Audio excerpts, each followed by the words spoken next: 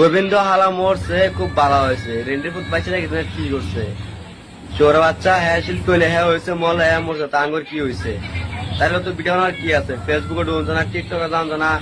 তাহলে একবার যে একটা ভিডিও করবো আমার সামনে যদি আয়ে হাই, তার মা বোনটা বিয়া করবো। জানি না এই শুয়ারের বাচ্চা কোথায় থাকে। যদি আমার মরতে হয় তো মাইরে মর মানি তো যদি আমি কোনখানে পাই ডাইরেক্ট ডাইরেক্ট তো মাইরে হইলে আমি জেলে দাম। তো আমি চিন্তা ছাড়বো না, যখন চিকেনে পাই তুই আমার জুবিন মানে আমার হার্ট তাক তুই এরকম ভাবে অপন করতেছে না মাদার চোদ। সাহস থাকলে তুই বাপের মায়ের সন্তান হয়ে থাকস, তোর মায়ের দুধ খেয়ে যাও থাকস, তুই ওপেনে পাড়ায় বেড়া দিস। যদি তো কেউ দেহে এই ফেসটা যদি কেউ চিনতে পারে,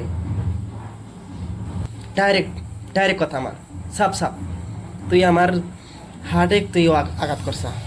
আমার যেটা আমি জবিনের ভালোবাসি মনের থেকে, কারণ ওর প্রতি আমার অনেক ভালোবাসা। আমি জবিনদার কমসে কম 10-12টা গান আমার এখনো মুখস্থ আছে, কিন্তু তা তুই এইভাবে ওপেন করতেছ মাদার চো। তোকে আমি জব করবো যদি আমার সামনে পড়স। খুদার কসম আমি একটা মুসলিম ঘরের সন্তান। তোকে যদি আমি কোনো দিন আমার সামনে পড়স তোকে মাইরে হলে আমি জেলে যাম। ওপেন চ্যালেঞ্জ, হয় আমার ফাঁসি হবো বা জেল হবো, বা তোকে আমি ছাড়তেছি না। যদি আমার সামনে পড়স, খুদার কসম তুই যে আমার সামনে পড়স, আমি চাই তুই আমার সামনে পড়, তোকে আমি খাইছি। কোনো রেহাই নেই তোর মতো, তোর প্রতি আমার কোনো রেহাই নাই। আর তোর জন্য আমার কোনো ভালোবাসা নাই। তোকে আমি ইদ্দুল মহব্বত করবো না, তোকে আঘাত করবো আমি এক বিন্দু ভাববো না যে আমি মানুষকে মারতেছি। খুদার কসম তোকে যদি আমি পাইতাম